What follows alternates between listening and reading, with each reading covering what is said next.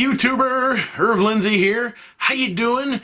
On today's adventure vlog, we are going to talk about Harriet Beecher Stowe and a few items of historical importance where Cincinnati and the Underground Railroad are connected to. It's all really interesting. It all takes place on the east side of town. Stick around. I think you'll like this one.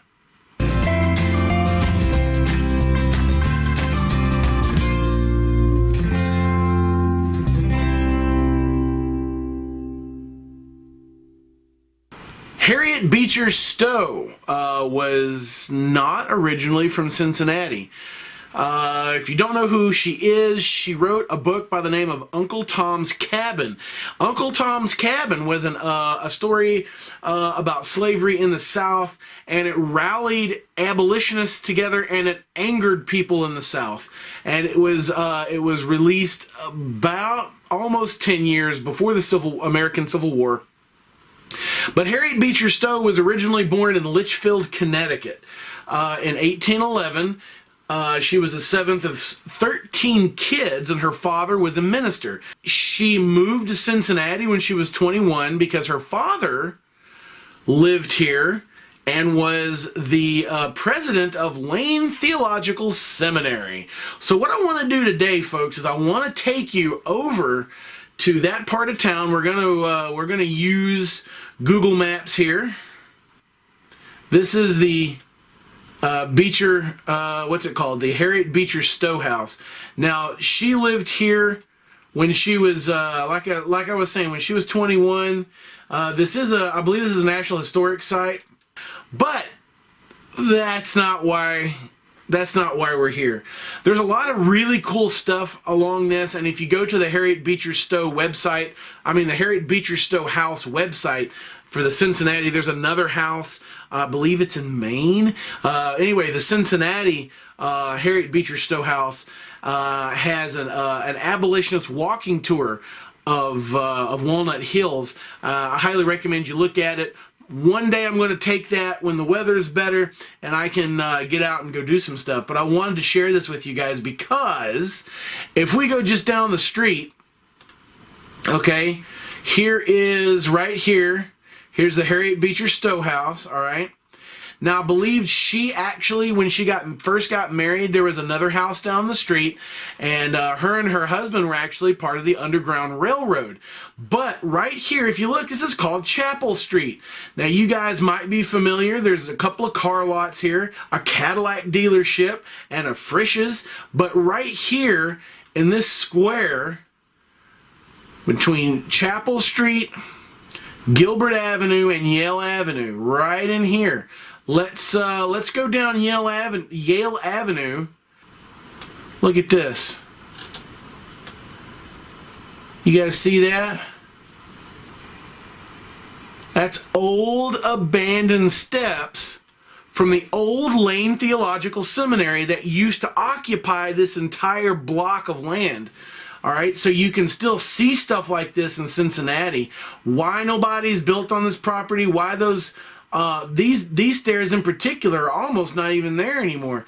But these are in really good shape. Alrighty, guys, there's another set of steps over here. Let me show you where we're at. Just a moment ago, we were over on Yale Avenue over here, about right there. There's this old alley, and there's a bunch of houses right here between this alley and Park Avenue. So that alley is called Seminary Place. You know, obviously there used to be a seminary on this property. So we're over here on Chapel Street now, and there's a lot of old stuff over here, guys. I don't know what it used to be. Anybody know what this used to be? There's a dude standing there.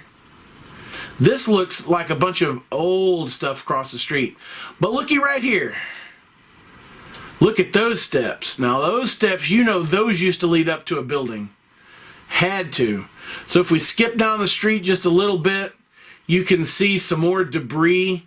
Looks like that might have also been some steps. And down here as well, Also, there's another pair of abandoned steps. Now, what did these used to lead to? Let me find you a picture of the old Lane Theological Seminary. There's several pictures online. All right, you know, my searches for this stuff often brings me back to CincinnatiViews.net. Great website, lots of fantastic pictures. Now here's some pictures of the old Lane Seminary, what it just calls Lane Seminary.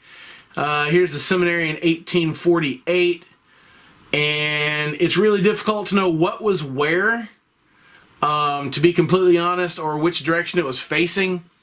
I have a feeling this was facing probably Chapel Street. That makes the most sense to me. Now this looks like a chapel. Perhaps this is this is what some of those steps were leading up to. Guys, if any of you know for sure what the orientation was of these buildings, where they were located, and what street they were on, that would be a great help. So that's it, folks. There's a lot of history in Walnut Hills when it comes to abolition. Cincinnati was a hotbed of abolition and was one of the big stops in the Underground Railroad as fugitive slaves were trying to travel north. The Ohio River was the freedom boundary for many years, and a lot of them were just trying to get to Canada, trying to get out of the United States altogether. And Cincinnati was a big stop, and she learned a lot about slavery while here, and she used a lot of that knowledge later when she wrote the book Uncle Tom's Cabin. Thanks for watching, guys. It's just been a little bit of Cincinnati history talking about Harriet Beecher Stowe, Uncle Tom's Cabin, and the roots that a lot of the slavery and a lot of the anti-slavery movement had here in Cincinnati. Thanks for watching. I appreciate it. Everybody, enjoy the rest of your week. Keep fighting the good fight. And hell, see you in the next video.